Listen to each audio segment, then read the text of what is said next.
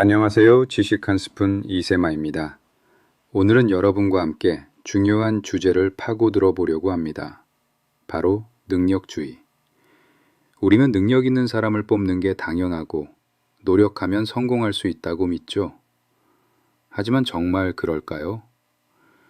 오늘은 마이클 샌델 교수의 책 공정하다는 착각과 함께 능력주의의 숨겨진 얼굴을 들여다보겠습니다. 우리는 능력에 따라 사람을 채용하고 보상하는 사회를 살고 있습니다.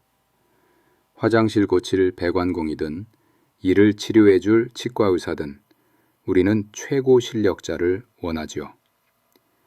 능력주의는 효율성과 공정성이라는 매력적인 두 가지 원칙을 제시합니다. 능력이 뛰어나면 우리에게 이익이 되고 종교나 인종 같은 편견 없이 오직 능력만으로 사람을 뽑는 것이 공정하다고 말입니다. 능력주의는 우리의 노력이 성공으로 이어진다는 희망을 줍니다. 우리는 운명의 주인이 될 수 있고 재능과 노력만 있다면 얼마든지 높이 오를 수 있다는 기분 좋은 낙관론이죠. 하지만 샌델 교수는 바로 이 지점에서 질문을 던집니다. 과연 우리 각자가 삶의 결과에 전적으로 책임을 져야 할까요? 우리가 얻는 것이 오직 우리의 능력과 노력만으로 이루어진 것일까요? 샌델 교수는 우리가 가질 자격이 있는 것을 갖는다는 이 뿌듯한 믿음 안에 어쩌면 우리가 생각지 못한 위험이 숨어 있을 수 있다고 지적합니다. 그 시작은 바로 서구 문화에 깊이 뿌리 박힌 운명이 능력의 반영이라는 생각에서 찾아볼 수 있습니다. 과거에는 좋은 날씨나 풍성한 수확은 선행에 대한 보답으로, 가뭄이나 역병은 죄악에 대한 징벌로 여겨졌습니다. 이러한 사고방식은 불운을 겪는 사람들에게 냉혹한 태도를 부추기기도 했죠. 하지만 모든 일이 우리의 행동에 대한 보상이나 벌로 이루어지는 것은 아닙니다. 우주는 인간 중심적 시각으로 이해하기에는 너무나 크고 신비롭습니다. 특히 기독교 구원론에서는 구원이 인간의 노력으로 얻어지는가 아니면 신의 은총에 따라 결정되는가에 대한 뜨거운 논쟁이 있었습니다. 아우구스티누스와 루터는 구원이 오직 신의 은총에 의한 것이라고 강조했지만 역설적으로 칼뱅의 예정론과 청교도들의 직업윤리는 세속적 성공을 구원의 증표로 보게 만들었습니다. 성공은 신에게 선택받은 사람의 증거가 되었고 이렇게 능력주의적 사고는 기독교 윤리와 깊이 결합하게 됩니다. 과거에는 구원과 연결되었던 능력주의 문제가 오늘날 우리에게는 세속적 성공과 연결됩니다. 신에 대한 믿음이 퇴색하면서 인간 능력에 대한 신뢰가 더욱 커졌죠. 성공한 사람은 그럴만해서 성공했다는 신념. 이는 오늘날에도 여전히 강력하게 작용하고 있습니다. 하지만 이러한 소미론적 관념은 때때로 위험한 목소리를 내기도 합니다. 2009년 IT 지진 당시 설교자 팻 로거트스는 지진이 악마와 맺은 계약의 결과라고 주장했고 2011년 일본 대지진 후에는 도쿄지사 이시하라 신타로가 물질주의에 대한 천벌이라고 말하기도 했습니다.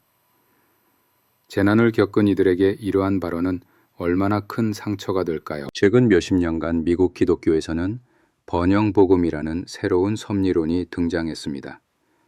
신이 믿는 자에게 부와 건강을 준다는 주장으로 노력과 믿음만 있으면 성공할 수 있다는 아메리칸 드림과 닮아 있습니다.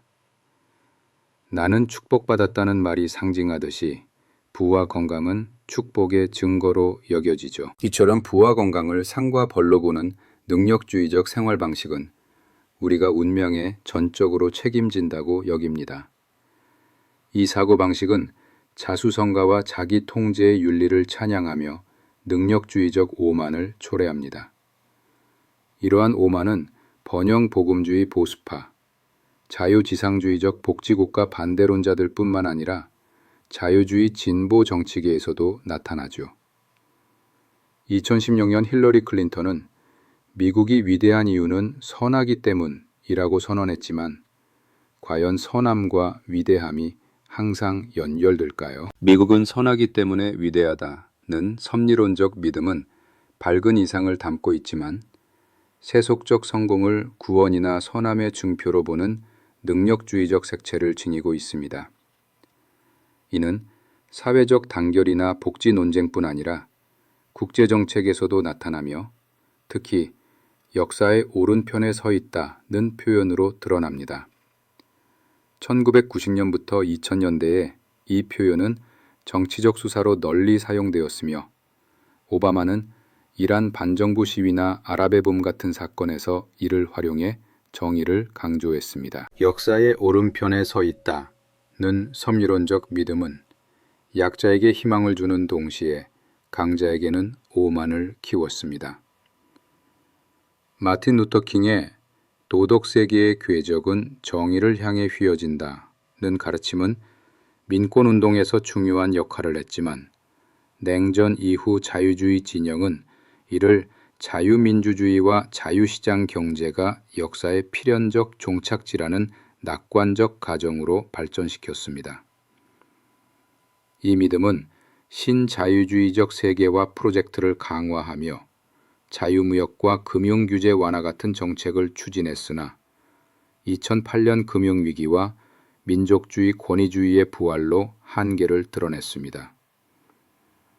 결과적으로 섭리론적 낙관주의는 복잡한 현실을 간과하며 불평등과 갈등을 해결하지 못했습니다. 우리는 마이클 샌더 교수의 공정하다는 착각을 통해 능력주의의 이면을 살펴보았습니다.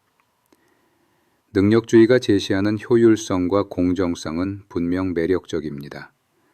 하지만 성공이 오직 개인의 노력과 능력만으로 결정된다는 믿음은 때로는 행운과 운명의 역할을 간과하게 만들고 불운한 이들에게는 가혹한 시선을 던지게 합니다. 능력주의가 과연 공정한지, 그리고 우리가 가질 자격이 있는 것을 정말 우리의 능력만으로 얻은 것인지 다시 한번 생각해 볼 때입니다. 우리는 능력주의적 오만에 빠져 사회적 불평등을 외면하고 있는 것은 아닐까요? 이 질문에 대한 답은 여러분 각자의 몫입니다. 다음 시간에도 더욱 흥미로운 지식 한 스푼으로 찾아오겠습니다.